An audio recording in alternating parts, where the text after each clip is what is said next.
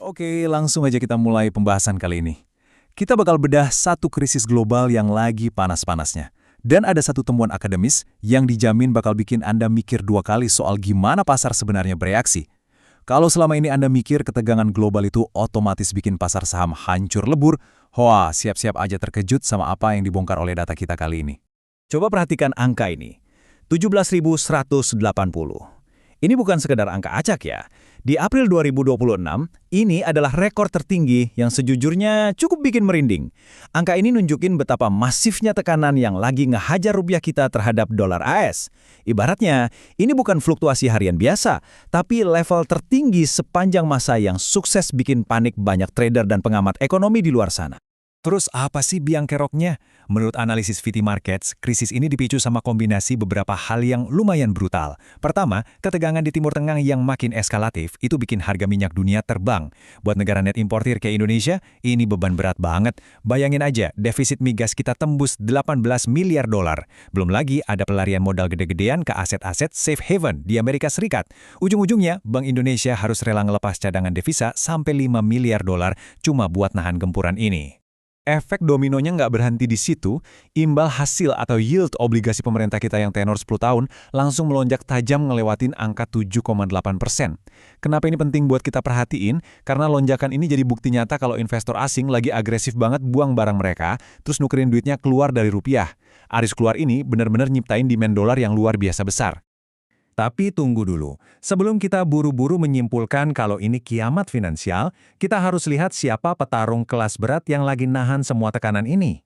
Yap, Bursa Efek Indonesia. Di tahun 2025 kemarin, pasar saham kita ini nyentuh kapitalisasi pasar yang nggak main-main, tembus 1 triliun dolar AS. Jadi begini, kita nggak lagi ngomongin pasar yang rapuh atau baru sumur jagung ya. Ini adalah mesin ekonomi raksasa yang digerakkan sama jutaan orang.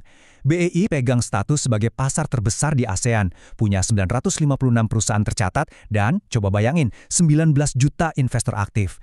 Bahkan ukurannya nyumbang sekitar 72% dari PDB nominal Indonesia. Skala sebesar ini jelas ngasih bantalan yang super tebal buat nahan berbagai guncangan. Ketahanan ini juga nggak dibangun dalam semalam. Coba deh kita lihat ke belakang. Bursa ini udah bertahan ngelewatin 2 perang dunia sejak zaman kolonial dulu di tahun 1912. Lewatin masa nasionalisasi, diaktifkan lagi di 1977, dan yang paling gila, sempat selamat dari tragedi pengeboman lantai dasar di tahun 2000. Penggabungannya di 2007 ngebentuk BEI modern yang kita kenal sekarang. Benar-benar bukti nyata kalau secara historis, bursa kita tuh punya mental baja di tengah krisis ekstrim. Nah, ini dia pertanyaan sejuta dolarnya. Pas ketegangan global lagi meledak-ledak kayak sekarang, gimana sih sebenarnya reaksi pasar saham sekuat ini? Secara logika, Anda mungkin nebak bakal terjadi kepanikan massal, volatilitas liar, dan return yang nyungsep kan? Tapi tunggu sampai Anda dengar ini. Fakta di lapangan ternyata ngomong sesuatu yang jauh berbeda dari asumsi kita selama ini. Buat ngejawab rasa penasaran itu, kita bakal bedah sebuah riset akademis yang super menarik dari International Journal of Analysis and Applications rilisan tahun 2026. Para penelitinya ngebedah 6 negara di Asia Tenggara pakai model matematika yang lumayan rumit, namanya P-VAR-X. Intinya, mereka pengen cari tahu secara pasti gimana sih ngerinya ketidakstabilan global ini ngacak-ngacak pasar di kawasan kita. Tapi sebelum masuk ke situ, kita samain persepsi dulu soal ancamannya. Para peneliti nyebut ini sebagai risiko geopolitik. Simpelnya gini, ini adalah risiko yang muncul gara-gara perang, aksi terorisme, atau ketegangan antar negara yang ujung-ujungnya ngacak-ngacak harmoni ekonomi dan hubungan internasional. Ya, persis kayak berita-berita yang bikin kita was-was tiap pagi itu. Dan disinilah plot twist-nya dimulai. Temuan mereka benar-benar ngebalik mitos yang selama ini kita percaya. Katanya pasar bakal hancur lebur, realitas di Asia Tenggara justru nunjukin hal sebaliknya. Daripada panik dan crash berkepanjangan, pasar kita malah nunjukin manuver penyesuaian yang luar biasa cepat, volatilitas yang mereda, dan tebak apa? Malah ngebuka peluang kenaikan imbal hasil di masa depan. Serius, ini di luar dugaan banget kan? Oke, peneliti emang nemuin adanya volatility clustering. Ini istilah keuangan buat kondisi di mana pasar yang lagi gonjang-ganjing bakal terus gonjang-ganjing buat beberapa waktu. Itu wajar. Tapi, yang bikin geleng-geleng kepala, pas ada guncangan dari risiko geopolitik, semua aturan tradisional itu kayak langsung nggak berlaku. Alih-alih bikin pasar makin kacau balau, resiko geopolitik ini justru ibarat ngasih alarm ke pasar buat langsung pasang mode bertahan. Dan penyesuaian cepat ini malah menenangkan pasar regional kita. Coba pikirin deh, guncangan geopolitik di masa lalu secara aktual malah ngebantu ngeredam volatilitas pasar di masa sekarang. Kok bisa? Ya karena investor di kawasan ini tuh cepat banget tanggapnya dalam nyerap guncangan. Siap-siap dengar yang lebih aneh lagi. Datanya membuktikan kalau risiko geopolitik masa lalu barengan sama volatilitas dan return sebelumnya ternyata punya pengaruh matematis yang positif buat kelebihan imbal hasil di masa depan.